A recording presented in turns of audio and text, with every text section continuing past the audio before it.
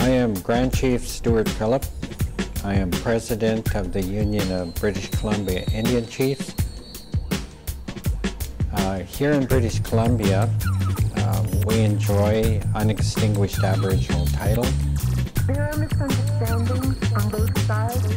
There are misunderstandings that should be corrected. That we're not backwards, uncivilized, and lawless people, and we never were. They tell us we're Canadian.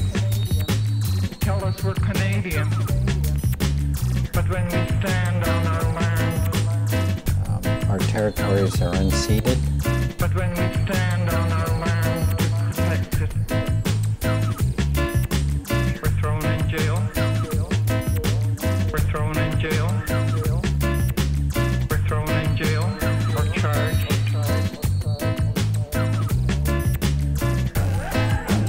Hello, welcome to Access TV. I'm Molly Caron. On this episode, we will discuss land and our relationship to it, whether it be treaties, rights, or protection. These are all strings of words, and what do they really mean? Well, today we've invited numerous people from across Canada, Turtle Island, to get their perspective. We'll be hearing from Grand Chief Stewart Phillip and Grand Chief Derek Nepinak of the Manitoba Chiefs. We'll also hear from Hereditary Chief Robert Thomas, or Whiston, of the Whonnock people. We have gyauustees. He will be representing the Squamish Nation. As well, we're going to hear from some of the matriarchs of the Whonnock people. The Whonnock Tribe reaches on their traditional land from Maple Ridge to Mission, and I'm just learning about them. We'll hear from Cynthia Jim Woods, as well as Lorina Jim. And here to facilitate this discussion, we have Gunargie O'Sullivan. So let us begin.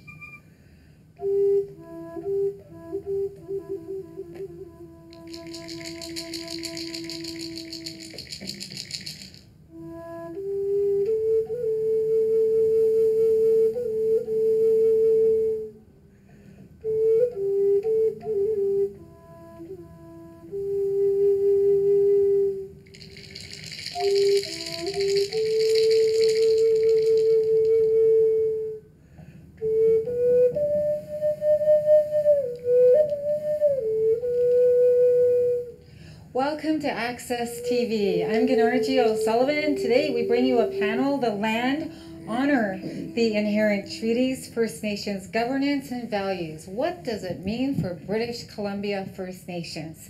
Today we have on our panel gyauustee from the Squamish Nation. Welcome to the program. Hello, Gunargie. I'm gyauustees of the Squamish from Balsasin and also the Snaimuks and the Channel and Kokwakiwak people.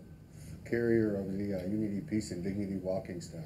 Beautiful. We also have Hereditary Chief of the Whonnock Tribe, Robert Thomas. Welcome to the show. Thank you for having me here, Gunargie. My name is Hudson, and I represent the people of the Whonnock Tribe. And we also have Matriarch Cynthia Jim Woods. Hi, Gunargie. It's good to see you. I am Kwalasawit Shulitkwa, caretaker of the Whonnock Tribe, Kwekwanakwakwelmuk. And now we also have Matriarch of the Whonnock Tribe, Jossette Jim. Welcome to the show. Amashgate Nichan Squatchies. Good day, Gunargie. Good day. And I am Tsiwithot and Tsiatish. I am the advocate for Whonnock Wakwilmuk. And I also like to add that our mother of Whonnock Wakwilmuk is an elder, and she's not feeling too well today. Her name is Quinawit. And also Matriarch Lorina Jim joins us. Thank you for having me here, Gunargie. You're welcome. I'm also known as Tsiwas and Wayamath. Thank you. Thank you. We have a video insert of Manitoba Chief Derek Nepinak. Here it is. I'm Derek Nepinak. I'm the Grand Chief of the Assembly of Manitoba Chiefs. I'm honored today to be able to participate in the panel discussion. on the topic of honoring the inherent treaties. I have made it a key piece of my platform and my mandate as the Grand Chief to always put treaty-based relationships and the inherent rights relationships front and center in any of the work that we do, advancing out of the Assembly of Manitoba Chiefs, recognizing that there's different perspectives and various opinions on treaty in today's world. We still continue to pursue a rights-based approach to how we move forward in our relations with both provincial and federal governments.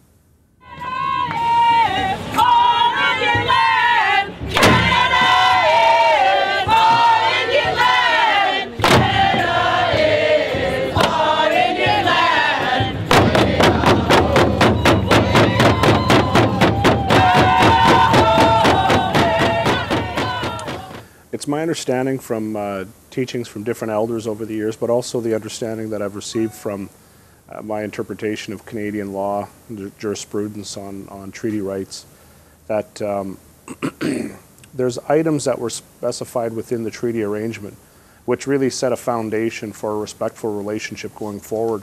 There's also items that were outside of the treaty, and what I believe those to be are the freedoms of our people that we always enjoyed prior to entering into treaty negotiations. Those freedoms remain intact, and those freedoms to me represent the inherent rights of our people.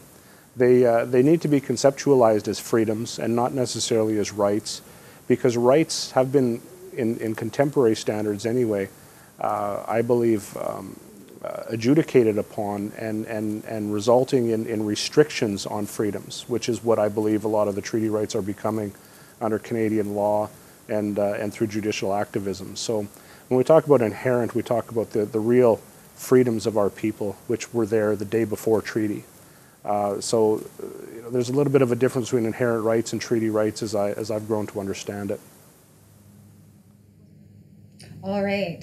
So now that we've seen the video from Derek Nepinak, I'd like to ask you a question, and that is, what are some of the challenges that you, as an individual or as a Squamish person or a Whonnock person, had to face on your ancestral lands? Myself personally, as a ceremonial leader, running lots of ceremonies, I have to deal with a lot of people who are very disconnected from their heart, who are trying to learn how to be in this world.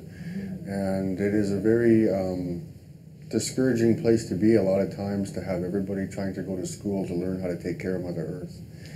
Must be a lonely journey for you. It can be, yes. Tell us more. Okay, we'll come right back to you. Okay. How about you, Hereditary Chief Robert Thomas? Tell us what some of the challenges you face as Hereditary Chief of the Whonnock Tribe on your ancestral lands. I think some of the biggest challenges that we have are not being able to inhabit our land, not to have any housing, not to have the proper representation. And that all stems back to 1929, when we were wrongfully amalgamated with another community, another band, which of course has taken effect on our people today, because none of our people are at home on their homelands where we can practice our traditional culture. We also bring you Grand Chief Stewart Phillip.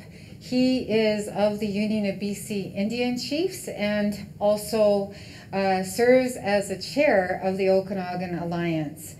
The whole purpose and intent of colonization is to dispossess the indigenous people of their lands. The colonizer covets the rich resources within our tribal territories, and in order to take up the lands and the resources, they need to remove the indigenous peoples. And throughout world history, this has been a very brutal campaign of oppression, repression, genocide. Well, that kind of leads into my next question, which is, how has the Indian Act divided and conquered your people of the Whonnock Tribe? Cynthia, Jim Woods. There's a number of factors that they have attempted to divide us and dislocate us from our traditional lands. My sisters and I have been attendees at the residential schools, and previous to us, our aunts and uncles have been in the 60 scoop as well. So a dislocation of our people from our traditional territories has been very detrimental in attempting to effectively take us away from our traditional lands. One of their methods of taking us off the land was the residential school system, which was to literally beat the language, the culture, and our spirituality out of us through the residential school system. But what most people don't appreciate is the real intent of that was part of dispossessing us from our lands and territories. Also, the government entered into a further genocidal practice of removing Indigenous children from their families and placing them in non-Indigenous homes for the very same purposes. Throughout Canada, across Turtle Island, there's been a proud history of Indigenous resistance, and I'm absolutely proud to say that the residential schools was a dismal failure on the part of the government.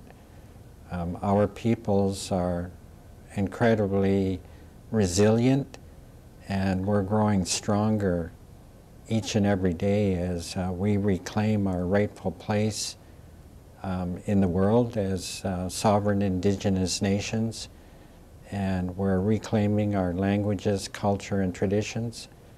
Throughout my travels, I am greatly encouraged to see more young people picking up the drum and singing the songs of their ancestors with such a great sense of honor and pride. What kind of actions are your people, gyauustees, taking to basically take a stance and to counteract some of the attempts to conquer and divide your people? Well, one of the main things was the acceptance that the policies and procedures were made up, rules and regulations for them, and that the laws of the universe, all of us people are connected through our language, through gyauustees, through the Haichka Chasiem, the Natsamach and Squalowin, the one heart and the one mind that we are connected with Mother Earth. Those, for me, seem to be a key to allow people to be able to have the acceptance of unity within their heart, to have peace in their heart and peace of mind.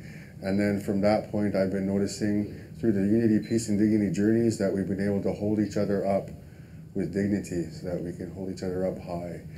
Well, this must be problematic when you consider that some people still have their traditional values intact, while others are more influenced by the residential school era foster care adoption and the Indian Act itself. Yes, my grandfather, he was strangled by the church and the government.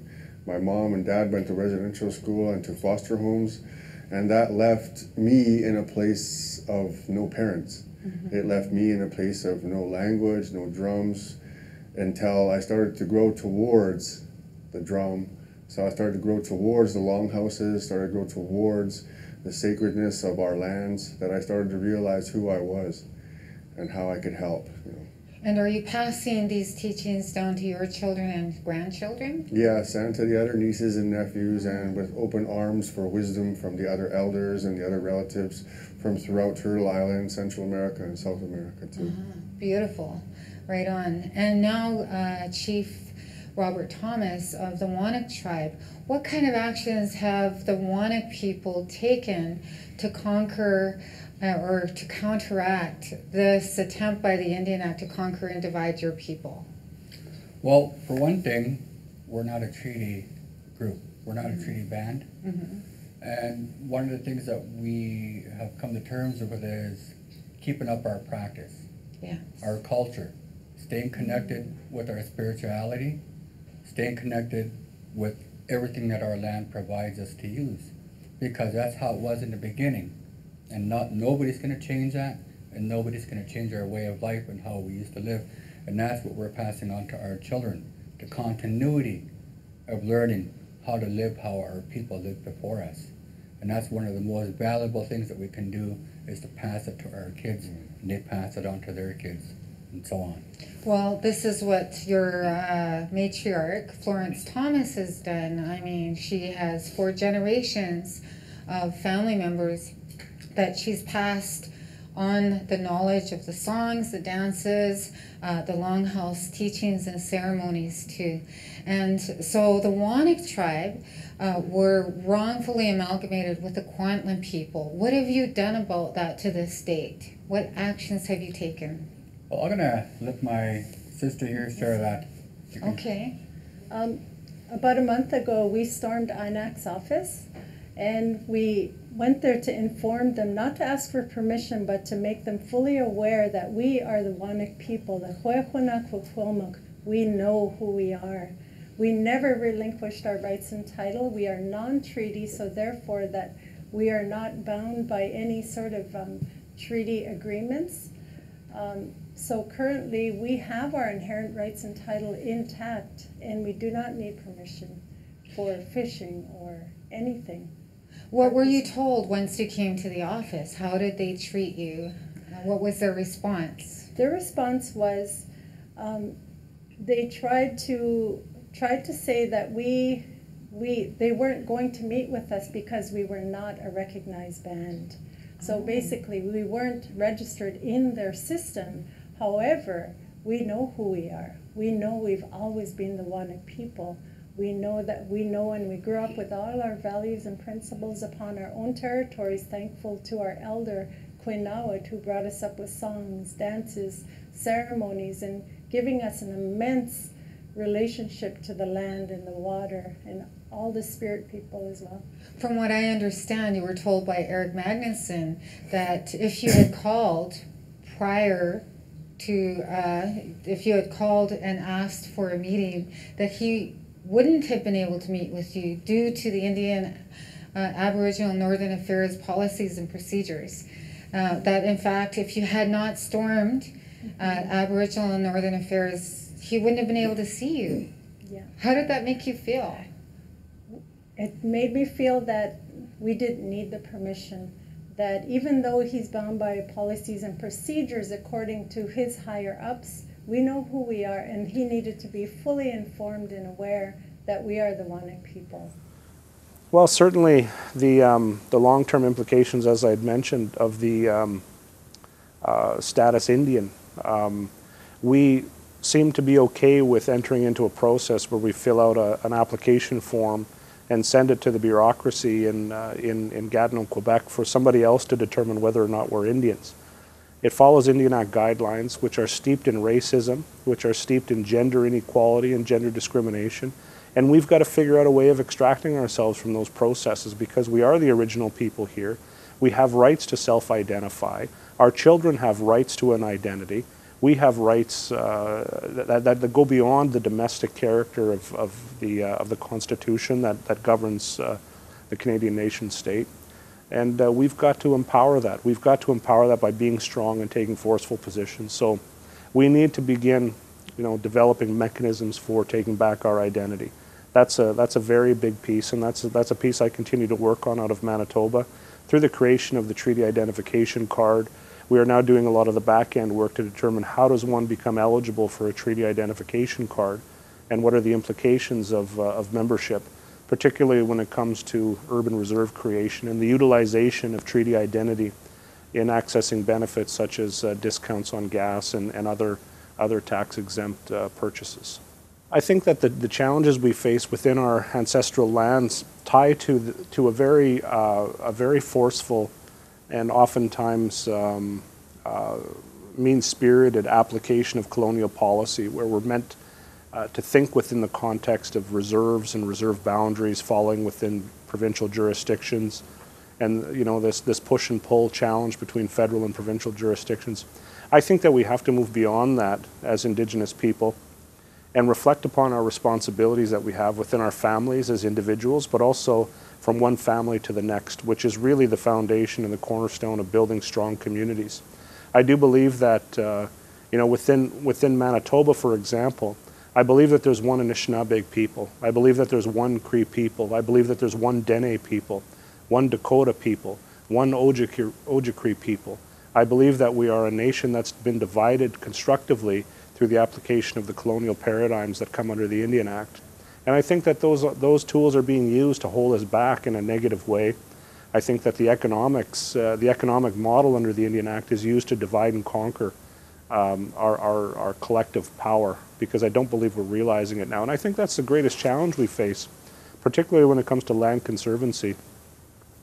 Deals are being struck between industry and individual First Nations communities that are part of a much broader collective, as I said, of Anishinaabe people or Cree people, just for example. All right, so how about the Squamish people, gyauustees? What kind of actions have you taken, and what has been the outcome? I can't really speak on behalf of all the Squamish people and all of the Channel and Kukluk and the people of the Painted Face Societies and our winter dances and potlatch people. But what I can say is that the resurgence of our culture is waking up our spirits, and it's turning our head back into the onboard computer for our soul like it was meant to be. And from that point, we're having a vantage point of being able to be not healing anymore, but that we're able to take the steps to live again, free from all of those laws, rules, and regulations and policies that were put on us, so that we're able to see eye to eye and become more unified and to communicate more clearly with each other. Those are the fundamental first steps that we need to take, I believe, as people, to be unified.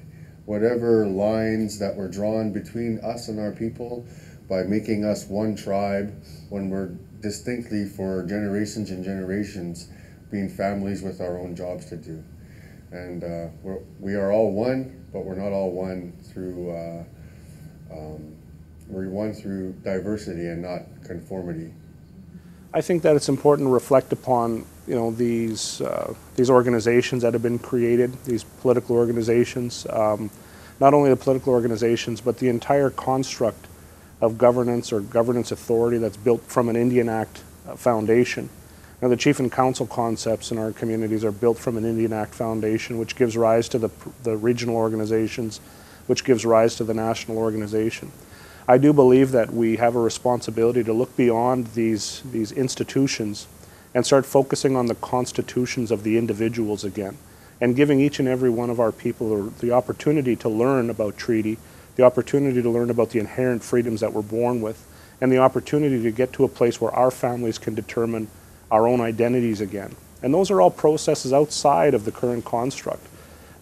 We've got to begin moving in that direction, because the way the status Indian system is set up, the status Indian registry, eventually we're not going to have any more status Indians, which is, I think, the end game, actually, of the Indian Act, is to get rid of Indian people based on a legislated extinction of the status Indian. And I think we need to get ahead of that. We need to project our minds far into the future and figure out today how are we going to take back our identity and wrestle it out of the hands of the colonial systems and structures that have been built and hold us back from remembering our inherent freedoms and our inherent treaty rights. So I would like to get back to the Whonnock Tribe and the actions that they took when they stormed the Aboriginal and Northern Affairs. What did you come out of that meeting with? What were you able to enforce with Aboriginal and Northern Affairs? What can they do for you? Because you're not recognized within their own policies and procedures. What did he recommend to you? They recommended to us to look into human rights violations, especially for our elders and the children that were not receiving the benefits. And it was because we were amalgamated back in 1929, we were under the jurisdiction of Aboriginal and Northern Affairs. And therefore, they are bound as a fiduciary responsibility on their part to ensure that the well-being of our tribe, our Whonnock was taken care of. However, a census data from 2000 and 2006 says In 2000, it says minus 56% of Whonnock people upon their lands. And the census data of 2006 said minus 100% of the Whonnock people were no longer on their lands. So they had a fiduciary responsibility to inquire, because they were dictated in their policies and criterias to ensure that our well-being was taken care of, and they have totally failed. And the Whonnock people, their original territory is Reserve 1, Reserve 2, and Reserve 3, right? And you have the issue of resource sharing regarding the Stave Lake Dam. Can you tell us a little more about this issue? Well, there's a lot of Crown corporations taking development in Whonnock Tribe traditional territory, and we are at odds and ends with the other community. That a lot of the shares that come out of these corporations is not being received by the Whonnock Tribe's people.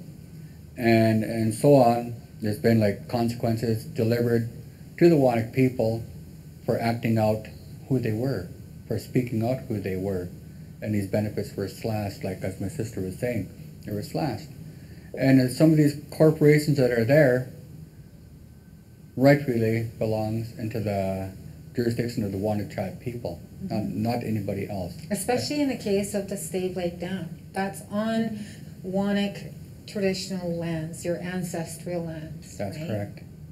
And you're not receiving any benefits or resources or any kind of like opportunity from that land. Nothing. Tell us more about the maps. Jossette, are you able to speak about the territory in that regard? Well, thank you very much, Gunargie, and that. The maps and that are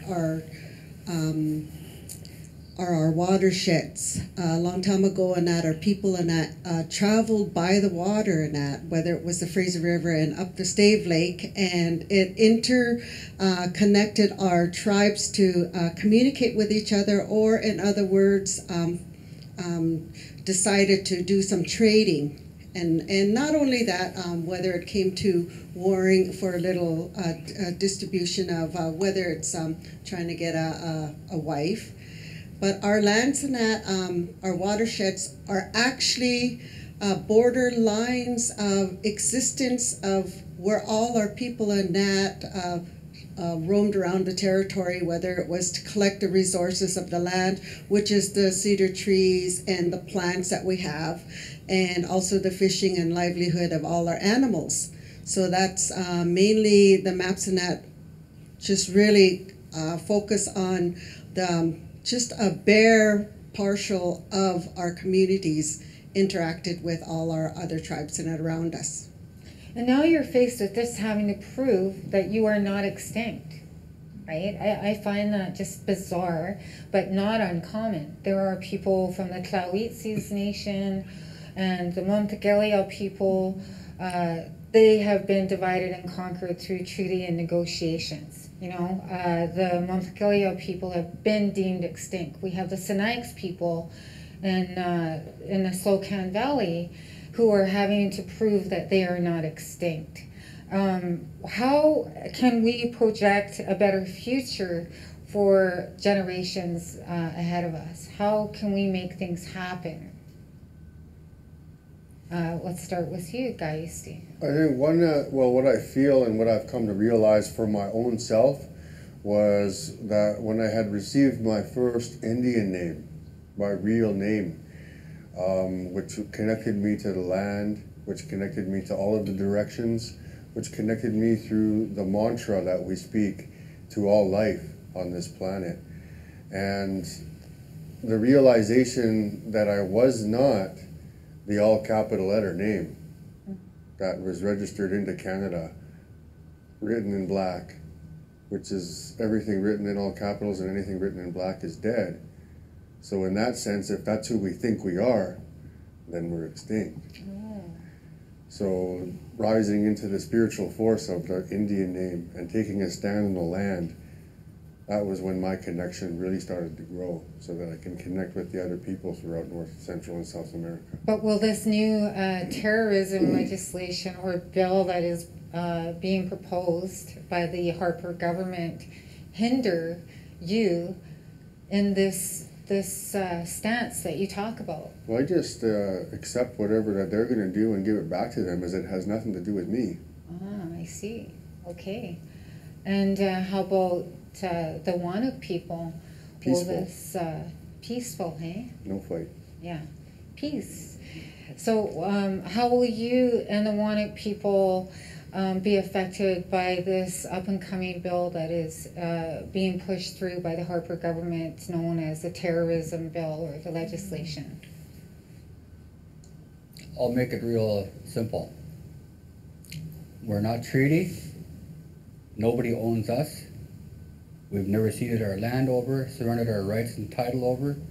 Therefore, we don't fall under the jurisdiction of the federal government and what the government's initiatives are and what their plans are. Okay. Or the provincial. Or provincial. Oh, okay. That's good to know.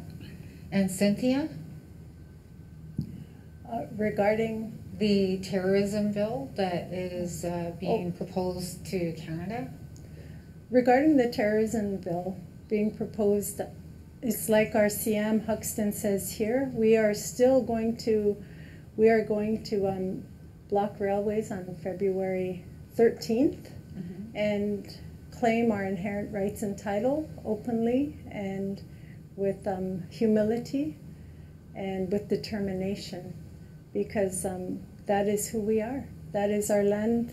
We've always been on our territory, except for the attempts made upon us, genocidal attempts upon our people.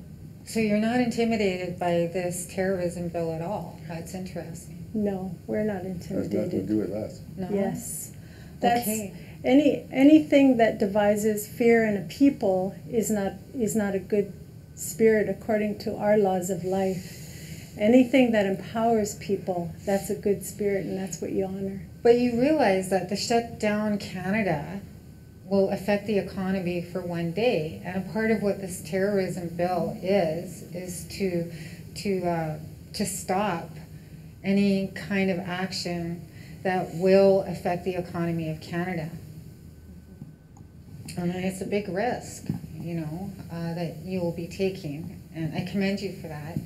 But what other actions are you taking, for instance, in a traditional sense, to combat some of the attempts to divide and conquer the people of Whonnock or Squamish?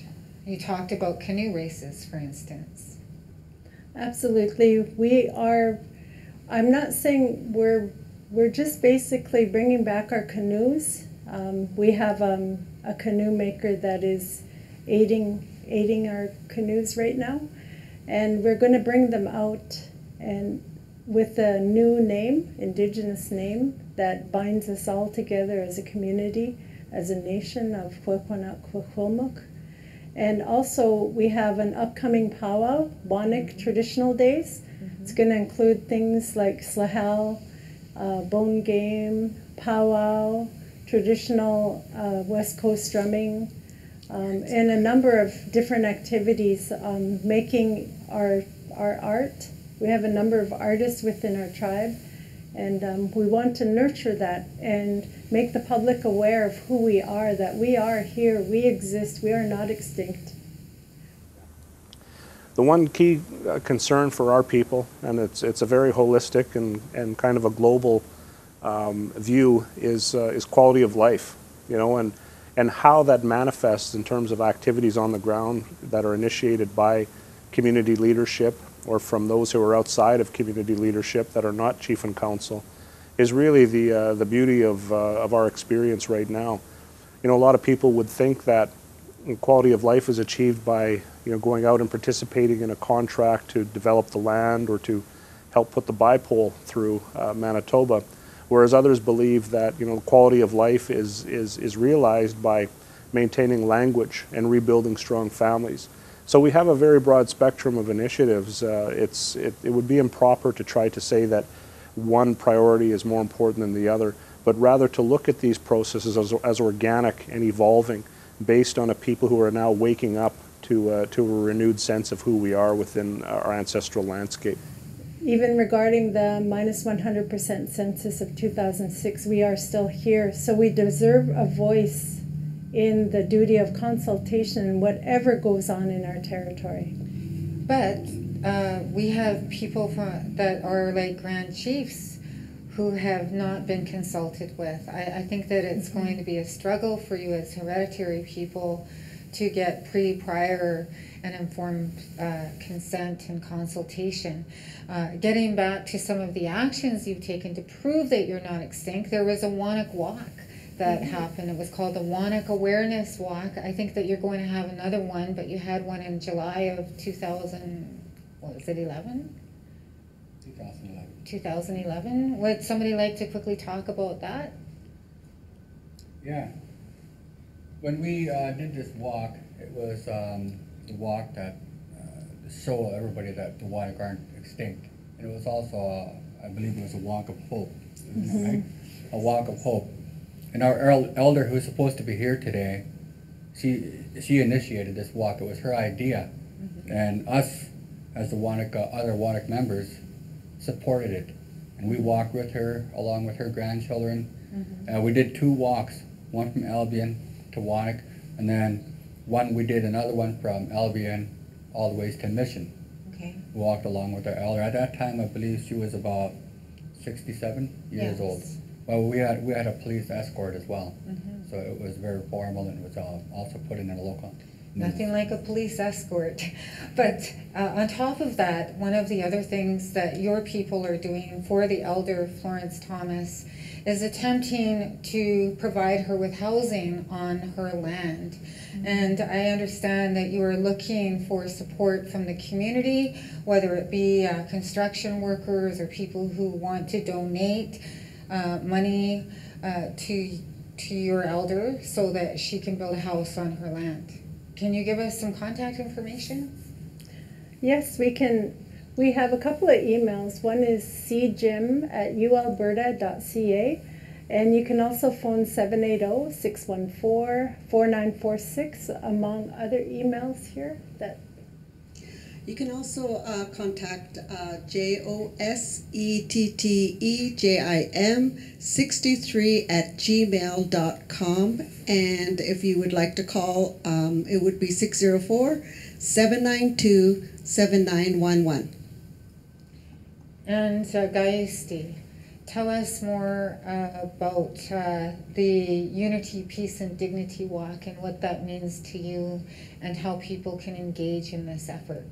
The Unity, Peace, and Dignity Journeys has been an ongoing run from Alaska to Panama every 4 years, and they run from Terra del Fuego, Argentina to Panama, and they meet with the Condor and Eagle coming together in Unity, Peace, and Dignity, and they share that prayer. The Unity, Peace, and Dignity walking staff is up here in the Pacific Northwest, going to different events and potlatches and ceremonies, and has been going back and forth across the continent to Ottawa, the copper breaking ceremony, suicide prevention, other events have been, this grandfather has taken that walk a number of times across the country. And to contact anything to do with the Peace and Dignity Journeys or gyauustees, you could reach it at gyauustees, gyauustees @gmail.com. Okay. Well, that has been our panel today at Access TV on unceded Coast Salish territory. This land, honor the inherent treaties, First Nations governance, and values. What does it mean for British Columbians?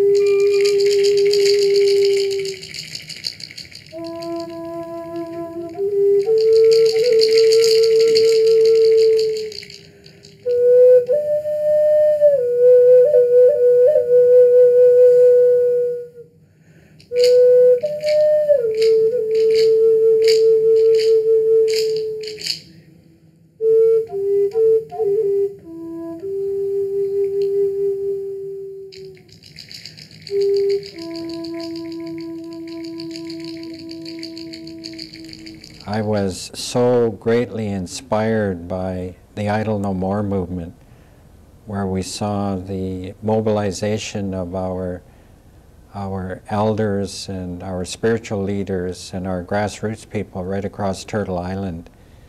And I think it's just the beginning and very much a part of the reawakening of our Indigenous spirit. Of course, we're confronted with the Harper government and its very neoliberal attack on Indigenous rights. And the Harper government is attacking the foundational democratic principles of this country and attempting to, as the neoliberal ideology dictates, to create a market state here in this country. And Indigenous land rights and democracy is simply obstacles to that worldview. The Harper government has been very unilateralist in passing a number of bills that have been designed to erode and obliterate our jurisdiction and our power and our inherent rights. Let's define some terms. What is unextinguished Aboriginal title and inherent treaty? Bill C-33, Education, gives ownership of schools on reserves to Northern Affairs. There are misunderstandings on both sides. There are misunderstandings. Bill C-27, First Nations Financial Transparency. They tell us we're Canadian. Aboriginal affairs in Northern Development Canada are under the federal government of Canada, and they chronically underfund First Nations. This same system that is set up to fail First Nations people is the same system that is demanding financial transparency relating to all funds. Bill C-38, Jobs, Growth, and Long-Term Prosperity. In reality, amendments to environmental laws account for about half of the 452-page bill. Bill C-38 is much more than a simple budget implementation bill.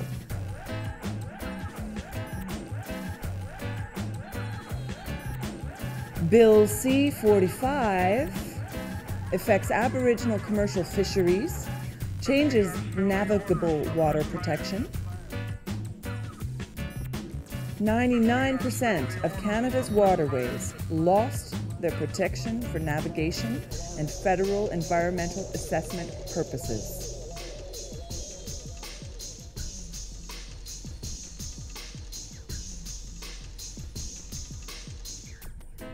Bill S-2, Family Homes on Reserve and Matrimonial Interests, or RIGHT Act. The bill has an individual rights or interest focus versus an Indigenous communal holistic approach. It focuses on the best interests of the individual child as opposed to the collective, or the interconnected interests of the entire family. The bill views First Nations people as cultures versus governments with their own jurisdictions or nations with their own sovereignty. Bill S-6, First Nations Election Act. A minister can impose election process without consultation. Bill C-428 could impose sweeping changes to the Indian Act.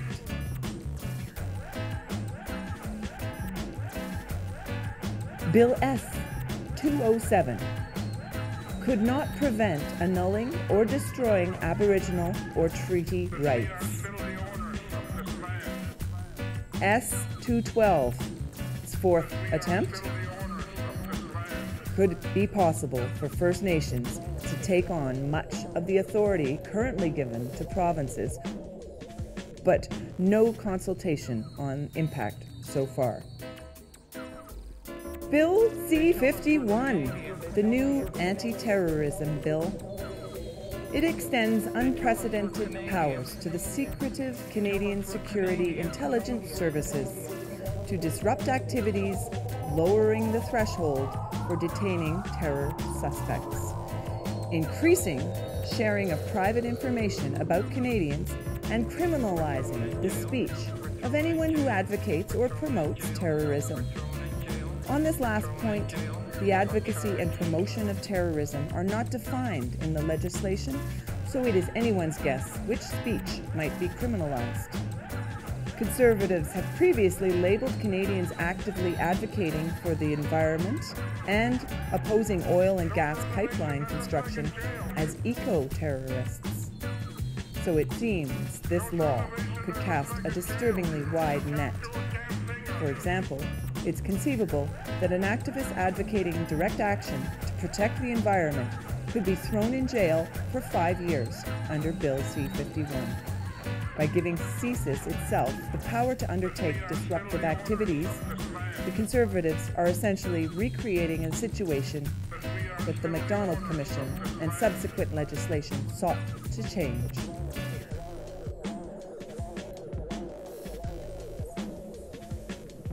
I think that every time that we ascribe to or aspire to be involved in federal decision making, what we're doing is we're playing into the hands of a federal jurisdiction that really can use that mentality or that type of thinking towards effecting whatever agenda they have. You know, government spends a lot of money on devising tactics and strategies and implementing policies that they see will create the outcome that they want for big government. Those processes and those policies do not align with the will of grassroots people, with the will of Indigenous communities. Lawyers have said this is the poorest legislation we've ever seen. Like, really, who wrote this? And what was the whole reason for it? When I look at C-27, I don't see it about our salaries at all. As much as they're trying to capitalize on salaries, because that's their divide and conquer tactic.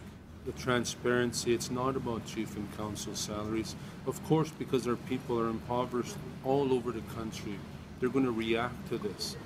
When I look at this bill, I think of hold the rations, I think of starvation policy, I think of all these tactics that have been happening over the years. We do have rights of self-determination that are recognized in international law, and we do have to pursue our agenda based on what we know and what we believe to be the best interests of our families and the best interests of our lands. And we have rights protections in place to make sure that that can happen. It's difficult to pursue these things, though, when we deal with a government that really challenges us when it comes to the financial relationship. I believe that they use money to control decision making at every level of the process, and where it makes sense to make provincial partnerships, I do believe that those are vitally important, because we do not live in a bubble. We live in an integrated society, and we need to work with one another, including elected representatives of provincial governments, to make sure that we're making collective decisions for the best interest of all of us, and not just one versus the other. We're all in this together, and we've got to figure out a way to overcome the challenges together. Here in British Columbia, the most egregious attack on our Indigenous land rights has been Bills C-38 and C-45, which has really completely obliterated the regulatory environmental oversight of large-scale resource development projects, and pretty much paved the way for large-scale resource development projects. The Enbridge pipeline proposal, the Kinder Morgan pipeline proposal, are examples of what the Harper government is supporting through attempting to completely do away with our Indigenous rights here in British Columbia. It's unextinguished Aboriginal title and rights. Similarly, they're attempting to destroy our traditions in terms of caretaking our children and our families through passing intrusive laws such as the matrimonial real property laws that completely undermine our jurisdiction within our communities. We have no recourse but to stand against the Harper regime, and it's part of the Harper termination policy. You know, we don't want to administer our own poverty. And that's what they're capitalizing on, is because technically they're not giving us what they have a responsibility through treaty to give us. But in spite of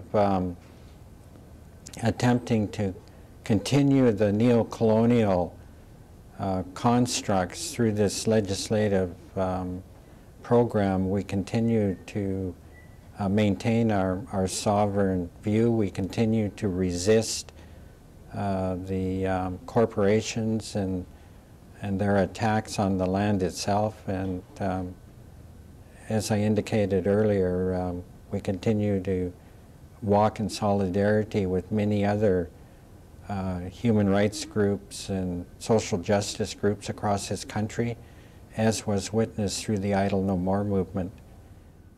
I think that what we're witnessing right now is the rise and the renewal of some of the old things, some of the old ways. So when I'm asked a question like that, I like to say that, you know, the old ways are looking new again. And I believe that the values and the fundamentals that inform treaty, including the spirituality behind it, the raising of the pipes, I believe that a lot of those principles and those teachings are now coming to the surface. They're informing the lives of our young people. And they're galvanizing as the set of values and the principles that will guide a future relationship that we will have with everybody who comes to the Turtles Island here to call it home. Those values are based in respect. Those values are based in a recognition of the rights to the land. And rights to the land are not conceived of in terms of what am I going to take from the land, but more in the form of a reciprocal relationship where we take responsibility and stewardship for the things we do on the land, and not just a wanton disregard in favor of converting, converting resources into money for somebody. It's much more involved than that. And I do believe that that concept is galvanizing in the hearts and minds of a generation of young people in the post-residential school world that we're living in. You know, a lot of us that are entering leadership now, we don't have that residential school history behind us. We didn't go to residential school, but we know the outcomes of it. And we're kind of the living rebuttal to residential school. And in that way, we're becoming strong again. We're at a turning point in the history of this country, and I believe we're in desperate need of a new vision, a new national vision in this country that is more inclusive, that understands traditional and ecological knowledge and the fundamental beliefs of Indigenous peoples as it relates to sustainable development that has been passed down through hundreds of generations of our knowledge keepers, needs to be the foundation of the new vision of this country that will bring about sustainable development so that we can arrest the destructive impacts of global warming and climate change. And I truly believe that people throughout the world, and certainly throughout this country, know and understand that our treaties and our Indigenous rights are going to be very, very important in forging this new future for all peoples. And I'm just so grateful to be part of this movement forward, this walk of solidarity. I've been blessed with 14 grandchildren. Joan and my wife and myself have been involved in the Indian movement pretty much all of our adult lives. And it's so gratifying and encouraging to know and understand the spirit and the flame of resistance continues to burn strongly in the hearts of our people. Why? Lim Lim. I've always been optimistic that the teachings and the lessons that I've learned both within the academic context, but also from my experience in working with different elders from different territories across Western Canada, would help open my eyes to the potential and the possibility that we bring as Indigenous people from these lands. I love our people very much. I'll never lose optimism in what we can accomplish together, and that's really the driving force behind the work that I do. Is that you know, I have an undying faith in our ability to overcome challenges and to move together by recognizing our values and our traits and our qualities, and the fact that there's nobody else from here other than us. We are unique in our communities, in our ancestral lands, and that's a beautiful thing. That's a beautiful thing to understand. Our ancestors made that agreement, made treaty, negotiated for all of this for us. And because they did that, we are their future that they thought about. And we have to think of the future generations. We have to honor what they did. This is about the land. Can you ask yourself this? If we had everything, if we had no homelessness, no people starving before treaty, the day before treaty, what would it like? And where are we today? Nobody in their right minds at the time would have given up everything that we got from the land. The God-given, creator-given right, the inheritance to this land, to where we are today. Thank you to Gunargie O'Sullivan for shedding some light and inviting all of these guests. What is the situation in your home, in your land, on your reserve? And do you have a concern or a dispute with your territory that overlaps with other nations? Or is there one key issue for your people that you are pursuing? We at Access TV are accessible and want to hear from you. And we are seeking your voice to tell your story. On our upcoming episodes, we will return to our normal format and bring you stories from our community. And I want to thank you for paying attention to all these issues that include us all in this integrated world that we live in. I'm Molly Caron, and we'll talk to you again soon.